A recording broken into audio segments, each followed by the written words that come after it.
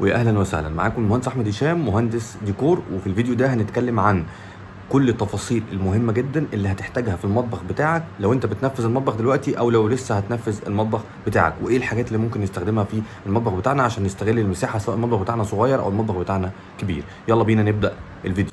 طبعا زي ما كلنا عارفين، ولو انت ما سمعتش المعلومه دي، من الحاجات الاساسيه اللي لازم تاخد بالك منها في المطبخ بتاعك، واول نقطه هتكلم عليها وهاكد عليها، واي مهندس ديكور واي مهندس تشطيبات هياكد عليك فيها، ان انت تلتزم بمثلث الحركه.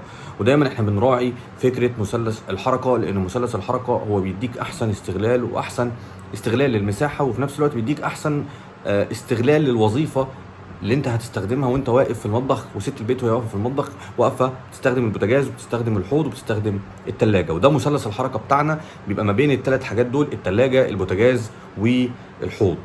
طبعا بعد ما تتاكد ان انت حققت فكره مثلث الحركه، هنبدا نضيف شويه حاجات بسيطه هتفرق معاك جدا في استغلال المساحه لو المطبخ بتاعك صغير، وفي نفس الوقت لو المساحه بتاعه المطبخ كبير وعايز تستغل كل سنتي في المطبخ وما تحسش ان انت هدرت مساحه على الفاضي. خليني اقول لكم ايه بقى الحاجات اللي انت ممكن تجيبها كاكسسوارات بجد هتنظم لك المطبخ وهتفرق معاك جدا في استغلال المساحه في المطبخ، حتى لو المطبخ كبير او المطبخ صغير. زي ما قلنا، اول حاجه هتجيبها علبه الكارجو، ودي بتبقى علبه بتحط فيها كل النواشف او كل الحاجات اللي ممكن ما تتحطش في الثلاجه. هي بتبقى علبه شبه الثلاجه بالظبط، ولكن بيبقى العرض بتاعها صغير شويه، بيبدا معاك من اول 40 سم لحد تقريبا 60 سم.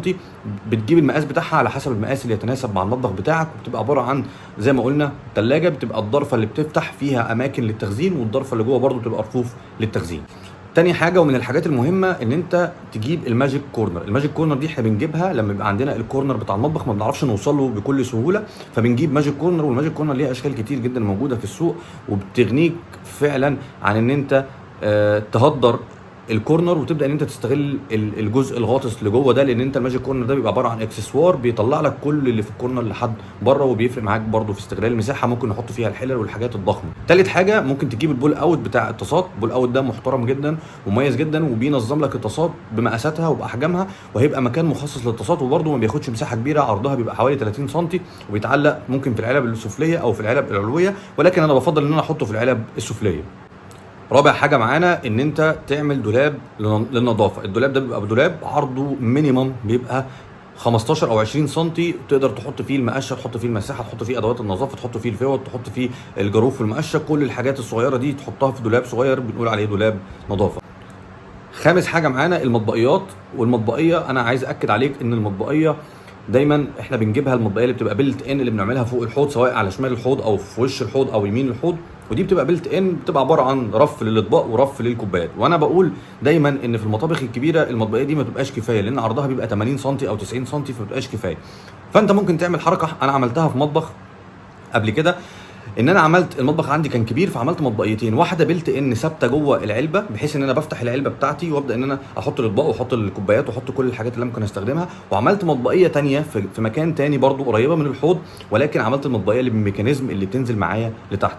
المطبقيه اللي بالميكانيزم دي انت ممكن تستغلها ان دي تبقى المطبقيه الاساسيه اللي انت تستخدمها على طول الوقت، والمطبقيه الثانيه الثابته البلت ان تحط فيها الحاجات اللي انت بتستخدمها كل فتره والثانيه. تقريبا احنا في النقطه السادسه دلوقتي، ولكن من الحاجات المهمه جدا برضو ان انت المكان طبعا بتاع الفلتر بنعمله تحت الحوض. تاكد كويس ان انت هتعمل خرطوم او وصله من الفلتر لحد الديسبنسر بتاع الكولدير بتاع الميه، بحيث ان انت تحط القاروره من فوق، وفي نفس الوقت ما تضطرش ان انت تغير القاروره، هتبقى الميه بتتغير لوحدها جايه من الفلتر لحد القاروره. والنقطه دي مهمه جدا وعمليه جدا جدا. سابع نقطه معانا طبعا باسكت الزباله اللي بتحط تحت علبه الحوض. تاكد برضو ان انت العلبه بتاعه الحوض لما تيجي تشتغل مع الشركه اللي هتشتغل معاها او المهندس او النجار اللي هتشتغل معاه، علبه الحوض تبقى كويسه، ويبقى في مكان مخصص للباسكت اللي هو بيتسحب لبره. برضو بول اوت ده برضو بيديك استغلال لمساحه في المطبخ، وبيخلي المطبخ دايما نظيف ودايما شكله حلو. طبعا من الحاجات الاساسيه، ودي برضو مش شرط ان انا اقولها، ولكن يعني لو انت ما تعرفهاش فخليني اقولها لك، ان دايما لو انت هتعمل البوتاجاز بتاعك بيلت ان، فالدرج اللي تحت البوتاجاز على طول ممكن تعمله درج كامل يتحط فيه الشوك والسكاكين والمعالق، بتجيب له زي علبه مخصصه بتبقى متقسمه قطع، وبتنظم لك كل السكاكين والمعالق والشوك والمعالق الكبيره والمعالق الصغيره، بتتنظم وتبقى تحت البوتاجاز ده لو انت هتجيب بوتاجاز بيلت ان. وانا بنصح بفكره البوتاجاز البيلت ان، بصراحه فكره عمليه جدا وبتوفر المساحه خصوصا في المطابخ الصغيره. وطبعا لو هتجيب بوتاجاز بيلت ان فانت خلاص ممكن تعمل علبه كامله يتحط فيها الفرن ويتحط فيها الميكروويف، يبقوا الاثنين بيلت ان. ده برضو بيدي شكل محترم جدا في المطبخ، وفي نفس الوقت بيديك استغلال للمساحه كويس جدا، وفي نفس الوقت الوظيفه بتبقى عمليه جدا، لان انا بقى عندي الجزء اللي تحت البوتاجاز كله بقى فاضي، ما بقاش فيه فرن، فاقدر ان انا استخدمه كدراج. احنا دايما بنعمل اول درج من تحت يبقى درج كبير يتحط فيه مثلا الحلل، والدرج اللي بعديه درج اصغر منه، والدرج اللي فوقيه يبقى درج صغير على قد الشوك والسكاكين والمعالق والكلام ده كله.